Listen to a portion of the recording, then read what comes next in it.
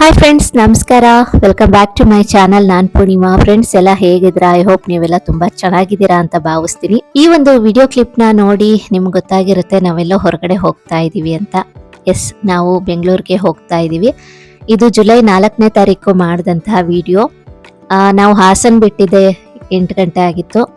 ಯಾಕೆ ನಾವು ಬೆಂಗಳೂರಿಗೆ ಹೋಗ್ತಾ ಇದೀವಿ, ಏನ್ ರೀಸನ್ ಅಂತ ಕೂಡ ನಾನು ಮುಂದೆ ತಿಳಿಸ್ತೀನಿ. ಅದಕ್ಕೂ ಮುಂಚೆ ಚಾನೆಲ್ನ ಹೊಸದಾಗಿ ನೋಡ್ತಾ ಇದ್ರೆ ಸಬ್ಸ್ಕ್ರೈಬ್ ಮಾಡ್ಕೊಳ್ಳಿ, ಹಾಗೆ ಪಕ್ಕದಲ್ಲೇ ಇರುವಂತಹ ಬೆಲ್ ಮರಿದಲ್ಲೇ ಕ್ಲಿಕ್ ಮಾಡಿ.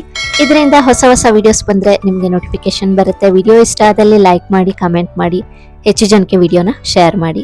ತುಂಬಾ ದಿನನೇ ಆಗಿತ್ತು ಬೆಂಗಳೂರಿಗೆ ಹೋಗ್ಬೇಕು ಅಂತ ಅಂದ್ಕೊಳ್ತಾ ಇದ್ವಿ. ಆದ್ರೆ ನನ್ನ ಹಸ್ಬೆಂಡ್ಗೆ ರಜಾನೇ ಇರಲಿಲ್ಲ. ಜುಲೈ 5 ಅಮ್ಮನ ಬರ್ತ್ಡೇನೂ ಇತ್ತು, ಹಾಗಾಗಿ ಬರೋಣ ಅಂತ ಹೋಗ್ತಾ ಇದೀವಿ. ಇವಾಗ ಕಾರ್ ನಿಲ್ಸಿ ಟೀ ಕುಡಿಯೋಣ ಅಂತ ಕುಡಿತಾ ಇದೀವಿ. ನಾವು ಹಾಸನಿಂದ ಬೆಂಗಳೂರಿಗೆ ಹೋಗುವಾಗ ಇವ್ರ ಬೇಕರಿಗೆ ಬಂದ್ಬಿಟ್ಟೆ ಹೋಗೋದು, ಯಾಕೆಂದ್ರೆ ಇಲ್ಲಿ ಟೀನು ಚೆನ್ನಾಗಿರುತ್ತೆ. ಹಾಗೆ ಇವ್ರ ಹತ್ರ ಆಲೂಗೆಡ್ಡೆ ಬಜ್ಜಿ ಆಗಿರ್ಬೋದು, ಹಾಗೆ ಬಾಳೆಕಾಯಿ ಬಜ್ಜಿ ತುಂಬಾ ಚೆನ್ನಾಗಿರುತ್ತೆ. ಹಾಗಾಗಿ ಇಲ್ಲೇ ಕಾರ್ ನಿಲ್ಸಿ ಸ್ವಲ್ಪ ಟೀ ಕುಡ್ದು ಮತ್ತೆ ಬಜ್ಜಿ ಎಲ್ಲ ತಿನ್ಕೊಂಡು ಮತ್ತೆ ಸ್ವಲ್ಪ ದೂರ ಹೋಗಿ ಊಟ ಮಾಡಿಕೊಂಡು ಆಮೇಲೆ ಹೊರಟ್ವಿ.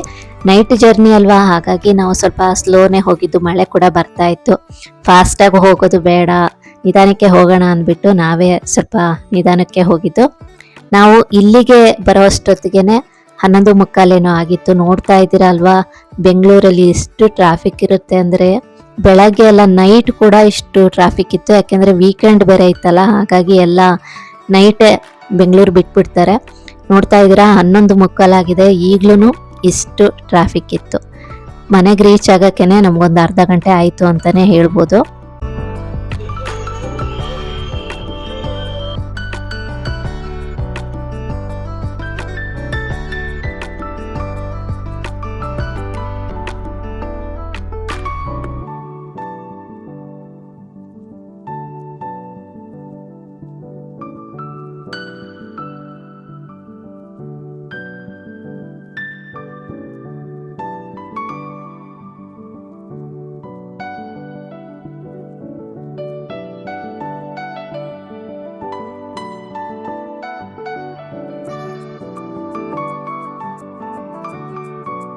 ಈಗ ಮೈಸೂರು ರೋಡ್ ಹತ್ರ ಬಂದಿದ್ದೀವಿ. ಇನ್ನ ಸ್ವಲ್ಪ ಹೊತ್ತಲ್ಲೇ ನಾವು ಮನೆಗೆ ಕೂಡ ರೀಚ್ ಆಗ್ತೀವಿ. ಮೈಸೂರು ರೋಡ್ ಹತ್ರನೇ ನಮ್ಮ ಮನೆ ಬರುತ್ತೆ.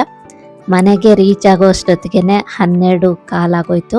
ಹಾಗೆ ನೆಕ್ಸ್ಟ್ ಡೇ ಅಮ್ಮನ ಬರ್ತಡೇ ಇತ್ತು. ಹಾಗೆ ಜುಲೈ 6ನೇ ತಾರೀಕು ಬೆಂಗಳೂರಿನ ಜಯನಗರದ ರಾಯರ ಮಠದಲ್ಲಿ ತಪ್ತ ಮುದ್ರಾ ಧಾರಣ ಕೂಡ ಇತ್ತು. ನನಗೆ ಇದ್ರ ಬಗ್ಗೆ ಮುಂಚೆ ಗೊತ್ತಿತ್ತು. ಸುಮಾರು ಫಂಕ್ಷನ್ಗೆಲ್ಲ ಕರೆದಿದ್ರು, ಆದರೆ ನನಗೆ ಹೋಗಕ್ಕೆ ಆಗ್ತಾ ಇರಲಿಲ್ಲ.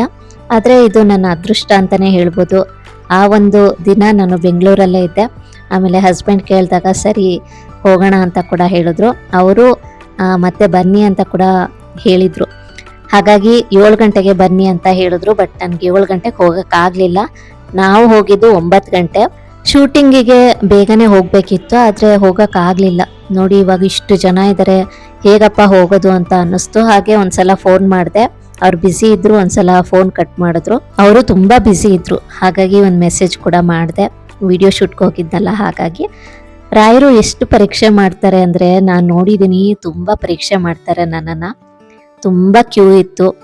ಹಾಗಾಗಿ ಏನ್ ಮಾಡ್ತಾಳೆ ಇವಳು, ಬರ್ತಾಳ ವಾಪಸ್ ಹೋಗ್ತಾಳ ಅಂತ ಅವರು ಪರೀಕ್ಷೆ ಮಾಡಿರುವಂಥದ್ದು. ನಾನು ಡಿಸೈಡ್ ಮಾಡಿದೆ, ನಾನು ಬಂದಿರೋದೇ ರಾಯರ ದರ್ಶನಕ್ಕೆ. ಕ್ಯೂ ಅಲ್ಲಾರು ನಿಂತು ದರ್ಶನಕ್ಕೆ ಹೋಗೋಣ ಅಂತ ನಮ್ಮ ಮನೆಯವ್ರಿಗೆ ಹೇಳಿದೆ. ಸರಿ ಬಾ ಅಂದ್ಬಿಟ್ಟು ಅವರು ಬಂದ್ರು. ನಿಜಕ್ಕೂ ಮಠದ ಹಿಂದ್ಗಡೆ ರೋಡಿಂದಾನೇ ಕ್ಯೂ ಇತ್ತು. ನೀವು ನಂಬ್ತಿರೋ ಇಲ್ವೋ ಗೊತ್ತಿಲ್ಲ, ನಾನು ಕ್ಯೂ ಅಲ್ಲಿ ನಿಂತು 10 ನಿಮಿಷಕ್ಕೆ ಮಠದವ್ರು ಫೋನ್ ಮಾಡಿದ್ರು, ಎಲ್ಲಿದ್ದೀರಾ ಅಂತ.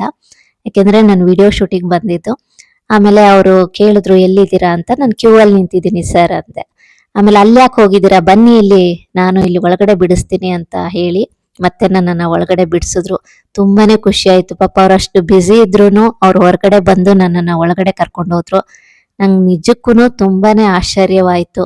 ಇದೆಲ್ಲ ರಾಯರ ಒಂದು ಪರೀಕ್ಷೆ. ನಿಜಕ್ಕೂ ಅವರು ಯಾವ ರೂಪದಲ್ಲಿ ಹೇಗ್ ಸಹಾಯ ಮಾಡ್ತಾರೆ ಗೊತ್ತಿಲ್ಲ. ಅವ್ರ ಮುಖಾಂತರನೇ ರಾಯರೇ ಆ ರೀತಿ ಬಂದು ನನಗೆ ಸಹಾಯ ಮಾಡಿದ್ದಾರೆ ಅಂತಾನೆ ಭಾವಿಸ್ತೀನಿ.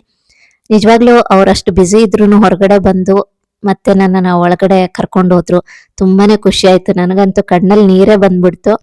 ಯಾಕೆಂದ್ರೆ ರಾಯರ ಮಹಿಮೆ ಅರಿಯಲು ಸಾಧ್ಯನೇ ಇಲ್ಲ.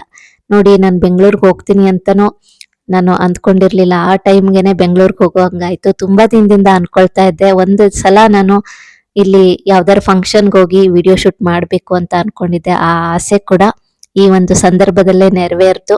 ತುಂಬಾನೇ ಖುಷಿ ಆಯ್ತು. ನಾನು ಈ ವಿಡಿಯೋ ಮುಖಾಂತರ ನಂದಕಿಶೋರ್ ಸರ್ಗೆ, ಹಾಗೆ ಮಠದ ಮ್ಯಾನೇಜರ್ ಆದಂತಹ ವಾಜಿ ಸರ್ಗಾಗಿರ್ಬೋದು, ಹಾಗೆ ಮಠದ ಸ್ಟಾಫ್ಗಳಿಗೂ ಕೂಡ ನಾನು ಈ ವಿಡಿಯೋ ಮುಖಾಂತರ ಥ್ಯಾಂಕ್ಸ್ ಹೇಳ್ತೀನಿ. ಹೋಗಿ ಸ್ವಲ್ಪ ಹೊತ್ತಲ್ಲೇ ನನ್ನನ್ನ ಮಂತ್ರಾಲಯದ ಪೀಠಾಧಿಪತಿಗಳಾದಂತಹ ಶ್ರೀ ಶ್ರೀ ಸುಬುಧೇಂದ್ರ ತೀರ್ಥ ಪಾದಂಗಳವರಿಗೆ ಪರಿಚಯ ಮಾಡಿಸ್ಕೊಟ್ರು, ಚಾನಲ್ ಅವರು ಅಂತ.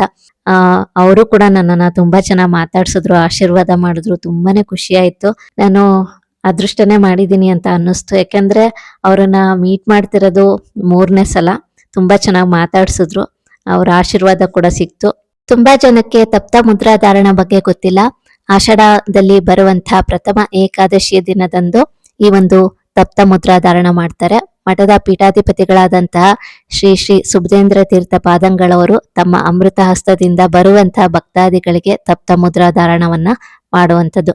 ಮೊದಲಿಗೆ ಇಲ್ಲಿ ಸುದರ್ಶನ ಹೋಮವನ್ನ ಮಾಡ್ತಾರೆ ನೋಡಿ. ಆಮೇಲೆ ಇಲ್ಲಿ ಬರುವಂತಹ ಭಕ್ತಾದಿಗಳಿಗೆ ತಪ್ತ ಮುದ್ರಾಧಾರಣವನ್ನ ಮಾಡುವಂಥದ್ದು. ನಿಜಕ್ಕೂ ಇದು ತುಂಬಾನೇ ಅದೃಷ್ಟ. ಇದನ್ನ ಹಾಕಿಸ್ಕೊಂಡ್ರೆ ತುಂಬಾನೇ ಒಳ್ಳೇದು. ಹಾಗಾಗಿ ನಿಮಗೂ ಏನಾದ್ರೂ ಇಂಥ ಒಂದು ಅವಕಾಶ ಸಿಕ್ಕರೆ ಖಂಡಿತ ಮಠಕ್ಕೆ ಹೋಗಿ ನೀವು ತಪ್ತ ಮುದ್ರಾಧಾರಣವನ್ನ ಮಾಡಿಸ್ಕೊಳ್ಳಿ. ಇದ್ರ ಬಗ್ಗೆ ಇನ್ನಷ್ಟು ಮಾಹಿತಿನ ಪೀಠಾಧಿಪತಿಗಳೇ ತಿಳಿಸಿಕೊಟ್ರು. ಫಸ್ಟ್ ಟೈಮು ನಾನು ಚಾನಲ್ಗೆ ಅಂತ ವಿಡಿಯೋ ಶೂಟ್ ಮಾಡಿದ್ದು ತುಂಬಾನೇ ಖುಷಿ ಆಯ್ತು. ಅದು ಗುರುಗಳದ್ದು ನಾನು ವಿಡಿಯೋ ಮಾಡಿದ್ನಲ್ಲ, ಅದು ನಂಗೆ ತುಂಬಾನೇ ಖುಷಿ ಆಯ್ತು.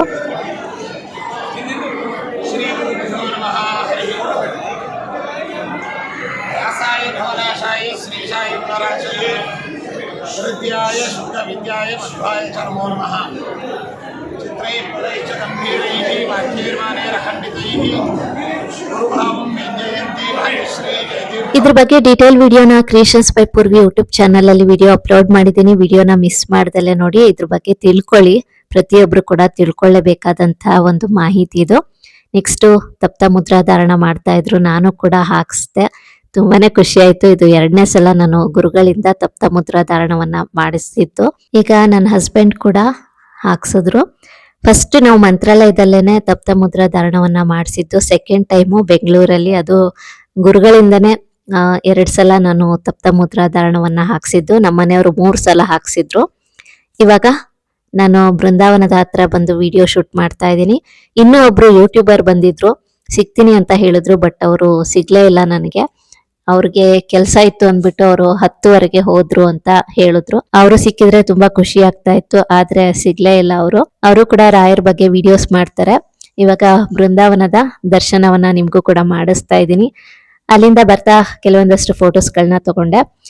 ಅವರು ನಂದಕಿಶೋರ್ ಸರ್, ಹಾಗೆ ಗುರುಗಳ ಹತ್ರ ಫೋಟೋ ಕೂಡ ತಗೊಳ್ಳುವಂತ ಒಂದು ಅವಕಾಶ ಸಿಕ್ತು. ತುಂಬಾ ಖುಷಿ ಆಯ್ತು. ಮತ್ತೆ ಅಲ್ಲಿಂದ ಹೊರಗಡೆ ಬಂದು ವಿಡಿಯೋ ಮಾಡ್ತಾ ಇದ್ದೀನಿ. ಹೋಗ್ತಾ ನನಗೆ ವಿಡಿಯೋ ಮಾಡಕ್ ಆಗ್ಲಿಲ್ಲ, ಬರ್ತಾ ನಾನು ವಿಡಿಯೋ ಮಾಡಿದ್ದು, ಯಾಕೆಂದ್ರೆ ಅಷ್ಟು ರಶ್ ಇತ್ತು. ಈಗ ಹೊರಗಡೆ ಬಂದು ವಿಡಿಯೋ ಮಾಡ್ತಾ ಇದ್ದೀನಿ. ನೋಡಿ ಎಷ್ಟು ರಶ್ ಇದೆ. ಬೆಳಗ್ಗೆ 7 ಗಂಟೆಯಿಂದ ರಾತ್ರಿ ತನಕನೂ ತಪ್ತ ಮುದ್ರಾಧಾರಣ ಇತ್ತು. ನಿರಂತರವಾಗಿ ಇಲ್ಲಿ ಬರುವಂತಹ ಭಕ್ತರಿಗೆ ತಪ್ತ ಮುದ್ರಾಧಾರಣ ಮಾಡಿದ್ದಾರೆ. ಗುರುಗಳು ಬಂದಿದ್ರಲ್ಲ, ಹಾಗಾಗಿ ಸಖತ್ತು ಜನ ಬಂದಿದ್ದಾರೆ ತಪ್ತ ಮುದ್ರಾಧಾರಣ ಮಾಡಿಸ್ಬೇಕು ಅಂತ. ನಿಜಕ್ಕೂ ಇದು ಒಂದು ಅದೃಷ್ಟ. ಅದನ್ನ ಹಾಕ್ಸಿದ್ರೆ ತುಂಬಾನೇ ಒಳ್ಳೇದಾಗತ್ತೆ. ಕೈಗೆ ಶಂಖಚಕ್ರವನ್ನ ಮುದ್ರೆ ಹಾಕ್ತಾರೆ. ಅದಕ್ಕೋಸ್ಕರ ಇಷ್ಟು ಜನ ಭಕ್ತಾದಿಗಳು ಬಂದಿರುವಂತದ್ದು ತುಂಬಾ ದಿನದ ಒಂದು ಕನಸು ಅಂತಾನೆ ಹೇಳ್ಬೋದು. ಯಾಕೆಂದ್ರೆ ಒಂದು ಫಂಕ್ಷನಿಗೆ ಬಂದು ನಾನು ವಿಡಿಯೋ ಶೂಟ್ ಮಾಡ್ಬೇಕು ಅಂತ ಅಂದ್ಕೊಂಡಿದ್ದೆ. ಜಯನಗರದಲ್ಲಿ ಒಂದ್ಸಲ ಬಂದು ನಾನು ರಾಯರ ಮಠದ ವಿಡಿಯೋ ಮಾಡಿದ್ದೆ. ಮತ್ತೆ ನನಗೆ ಹೋಗಲು ಸಾಧ್ಯನೇ ಆಗಿರ್ಲಿಲ್ಲ. ಅದ್ರಲ್ಲೂ ಇಂಥ ಒಂದು ದಿನ ಬಂದು ವಿಡಿಯೋ ಶೂಟ್ ಮಾಡಿದ್ದು, ಹಾಗೆ ಮಂತ್ರಾಲಯದ ಪೀಠಾಧಿಪತಿಗಳನ್ನ ಮೀಟ್ ಮಾಡಿ ಮಾತಾಡಿಸಿದ್ದು ತುಂಬಾನೇ ಖುಷಿ ಆಯ್ತು. ಹಾಗೇನೆ ಇದು ಒಂದು ಸ್ವೀಟ್ ಮೆಮೊರಿ, ಹಾಗಾಗಿ ನಾನು ಶೇರ್ ಮಾಡ್ಕೊಳ್ತಾ ಇದ್ದೀನಿ. ತುಂಬಾನೇ ಖುಷಿ ಆಯ್ತು ನನಗಂತೂ. ರಾಯರಿಗೆ ಭಕ್ತಿಯಿಂದ ಸೇವೆ ಮಾಡಿದ್ರೆ ಸಾಕು, ಆ ಒಂದು ಸೇವೆಗೆ ತಕ್ಕ ಅನುಗ್ರಹ ಸಿಕ್ಕೇ ಸಿಗುತ್ತೆ ಅನ್ನೋದಕ್ಕೆ ಇದೇ ಒಂದು ನಿದರ್ಶನ ಅಂತ ಹೇಳ್ಬೋದು. ನಿಜಕ್ಕೂ ರಾಯರು ಅಂತಹ ಮಹಿಮೆನ ಭಕ್ತರ ಜೀವನದಲ್ಲಿ ನಡೆಸ್ತಾರೆ. ಭಕ್ತರ ಎಂಥದ್ದೇ ಕೋರಿಕೆ ಇರಲಿ, ಅವರು ಅದನ್ನ ಈಡೇರಿಸ್ತಾರೆ. ಮತ್ತೆ ಶೂಟಿಂಗ್ ಎಲ್ಲ ಮುಗಿಸ್ಕೊಂಡು ಮನೆಗೆ ಹೋಗಿ ಅಲ್ಲಿಂದ ಸ್ವಲ್ಪ ಕೆಲಸ ಎಲ್ಲ ಮುಗಿಸ್ಕೊಂಡು ಭಾನುವಾರ ನೈಟ್ ನಾವು ಅಲ್ಲಿ ಬಿಟ್ಟಿದ್ದು. ಮನೆ ಬಿಟ್ಟಾಗ್ಲೇನೆ 10 ಗಂಟೆ ಆಗಿತ್ತು. ಮನೆಯಲ್ಲೆಲ್ಲ ಬೆಳಗ್ಗೆ ಬೇಗನೆ ಎದ್ದು ಹೋಗಿರಂತೆ ಅಂತಾನೆ ಹೇಳ್ತಾ ಇದ್ರು. ಆದರೂ ಪರವಾಗಿಲ್ಲ ನಾವು ಹೋಗ್ತೀವಿ ಅಂದ್ಬಿಟ್ಟು ಹೊರಟ್ವಿ. ನಾವು ನೈಟ್ ಜರ್ನಿ ಮಾಡುವಾಗ ಸ್ವಲ್ಪ ಸ್ಲೋನೇ ಹೋಗೋದು, ಸುಮ್ಮನೆ ರಿಸ್ಕ್ ಯಾಕೆ ಅಂದ್ಬಿಟ್ಟು ನಾವು ಲೇಟ್ ಆದರೂ ಪರವಾಗಿಲ್ಲ ಅಂದ್ಬಿಟ್ಟು ನಿಧಾನಕ್ಕೆ ಹೋಗ್ತೀವಿ. ನಾವು ಹಾಸನ್ ರೀಚ್ ಆಗೋ ಅಷ್ಟೊತ್ತಿಗೆ 1 ಗಂಟೆ ಆಗೋಗಿತ್ತು. 2 ದಿನ ಹೇಗೆ ಕಳೀತು ಅಂತ ನಿಜಕ್ಕೂ ಗೊತ್ತೇ ಆಗಲಿಲ್ಲ. ಇವತ್ತಿನ ವಿಡಿಯೋ ಕೂಡ ನಿಮ್ಗೆ ಇಷ್ಟ ಆಗಿದೆ ಅಂತ ಭಾವಿಸ್ತೀನಿ. ಇನ್ನಷ್ಟು ಒಳ್ಳೊಳ್ಳೆ ವ್ಲಾಗ್ಸ್ಗಳಿಗಾಗಿ ಚಾನಲ್ನ ಸಬ್ಸ್ಕ್ರೈಬ್ ಮಾಡಿ, ಸಪೋರ್ಟ್ ಮಾಡಿ. ಇವತ್ತಿನ ವಿಡಿಯೋ ಇಷ್ಟ ಆದಲ್ಲಿ ಲೈಕ್ ಮಾಡಿ, ಕಮೆಂಟ್ ಮಾಡಿ, ಹೆಚ್ಚು ಜನಕ್ಕೆ ವಿಡಿಯೋನ ಶೇರ್ ಮಾಡಿ. Thank you for watching.